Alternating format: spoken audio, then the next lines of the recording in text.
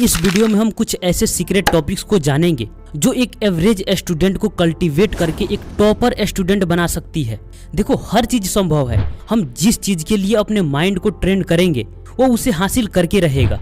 पिछले वीडियो के कमेंट से तो ये तो साफ हो गया है कि आप एक टॉपर, एक काबिल स्टूडेंट बनना चाहते हो और दिल से चाहते हो। पिछले वीडियो में 5 टॉपिक्स को कवर किया था जो हर एक टॉपर स्टूडेंट फॉलो करते हैं।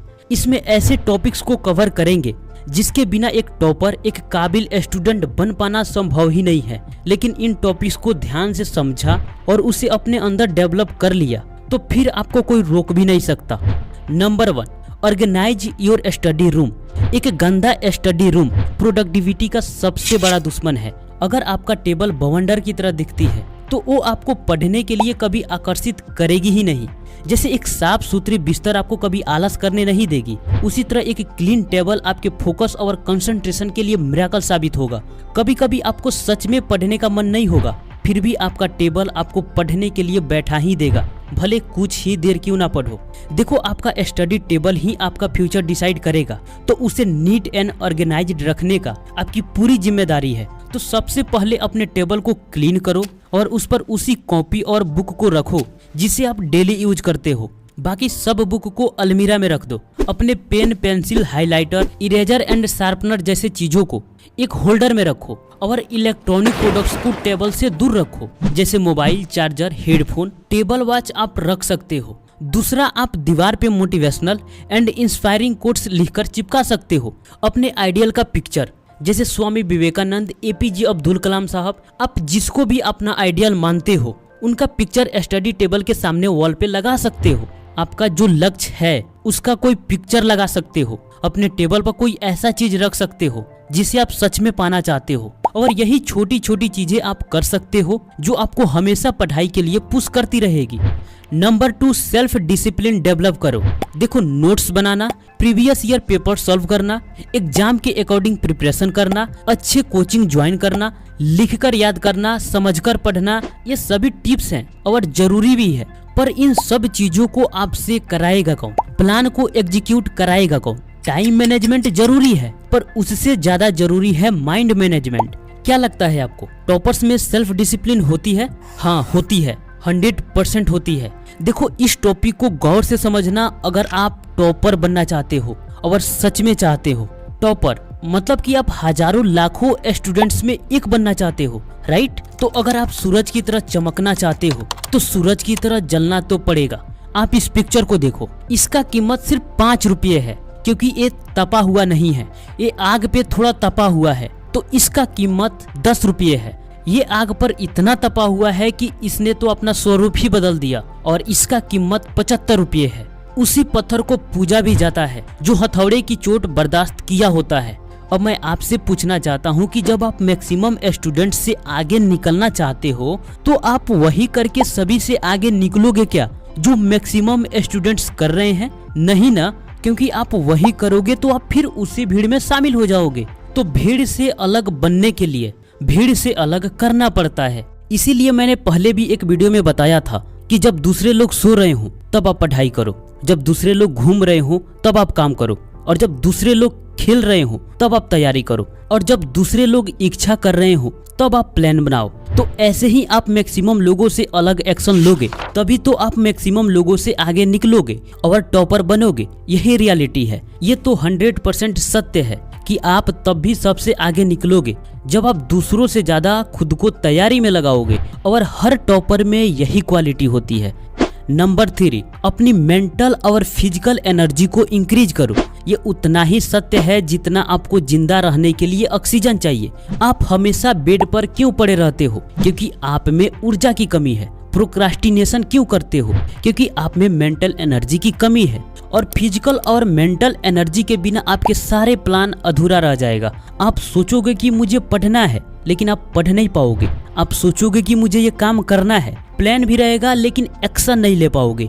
तो सबसे पहले आप मेंटल और फिजिकल एनर्जी पर काम करो, तभी आप लंबे समय तक पूरी फोकस के साथ स्टडी भी कर पाओगे। इसके लिए आप सोशल मीडिया जितना कम हो सके उतना कम यूज करो, या एक टाइम फिक्स करो कि जब मेरा पढ़ाई हो जाए तब मैं सोशल मीडिया यूज करूंगा।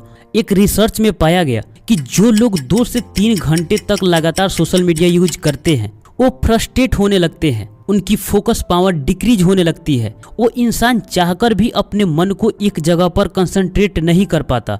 और आपको तो पढ़ाई करना है और उसमें भी टॉपर बनना है, तो आपके लिए एकाग्रचित होकर स्टडी करना सबसे ज़्यादा जरूरी है। और बिना कंसंट्रेशन के स्टडी करना एक ऐसी बाल्टी में पानी भरने के जैसा है जिसके बॉटम में ही छेद हो। और तब आप बोलोगे कि मैं दिन के 7 से 8 घंटे स्टडी करता हूँ, फिर भी मैं एवरेज हूँ, मेरा अच्छा मार्क्स नहीं आते। आपने पढ़ाई के तो घंटे गिने, लेकिन उस समय आपका फोकस गायब था।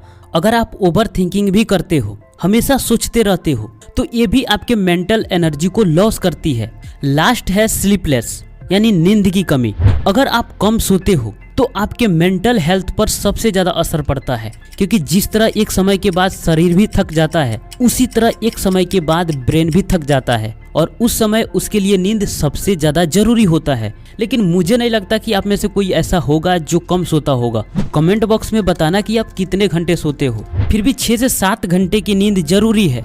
देखो, अगर आपको कभी दिन में नींद आ रही है तो आप 30 मिनट से 1 घंटे के लिए सो जाओ, जिसे पावर नैप कहते हैं। फिर अगले घंटे उठकर पढ़ो। आप ज़्यादा इफिशियंसी के साथ पढ़ाई कर पाओगे, बजाय आंख पर पानी मारकर पढ़ने के, क्योंकि जिसे भागने की कोशिश करोगे माइंड में वही चलेगा।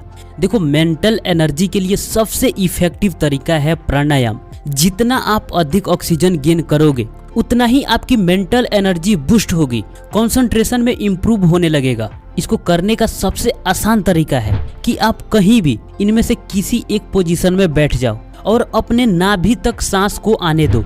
मतलब कि लंबी और गहरी सांस पेट के अंदर भरो और धीरे धीरे बाहर छोड़ो। आपके पेट अंदर और बाहर होना चाहिए, ना कि आपका चेस्ट। ऐसा 2 से 3 मिनट ही करके देखो, बदलाव महसूस करने लगोगे। उसके बाद अनुलोम विलोम प्राणायाम कर सकते हो।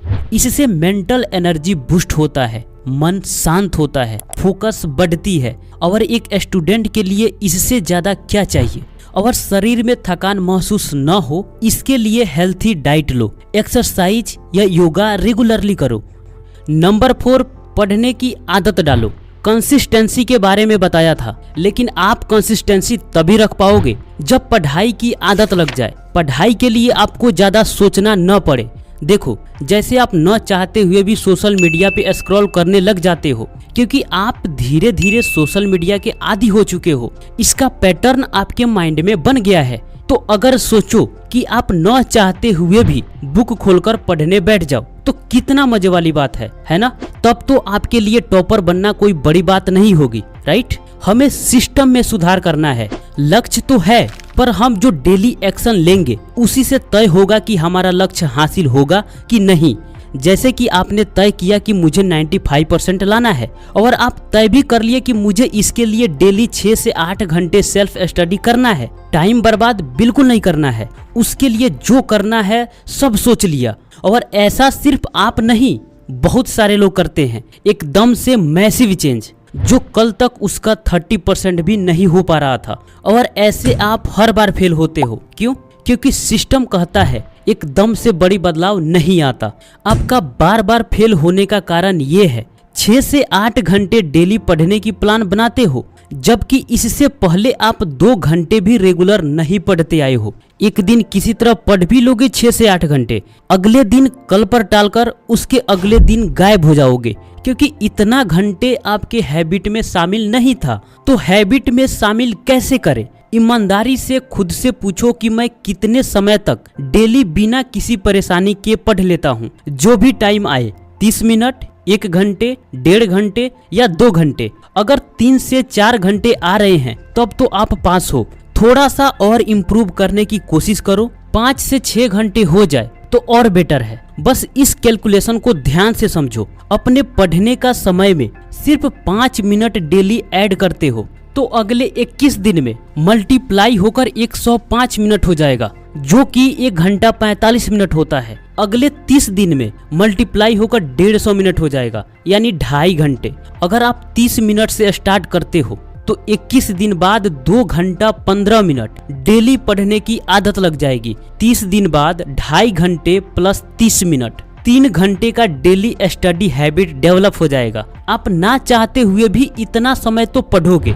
अगर आप 5 से 6 घंटे डेली स्टडी करने लग जाते हो तो अब उसमें कुछ ऐड मत करो, सिर्फ उसे दोहराते रहो।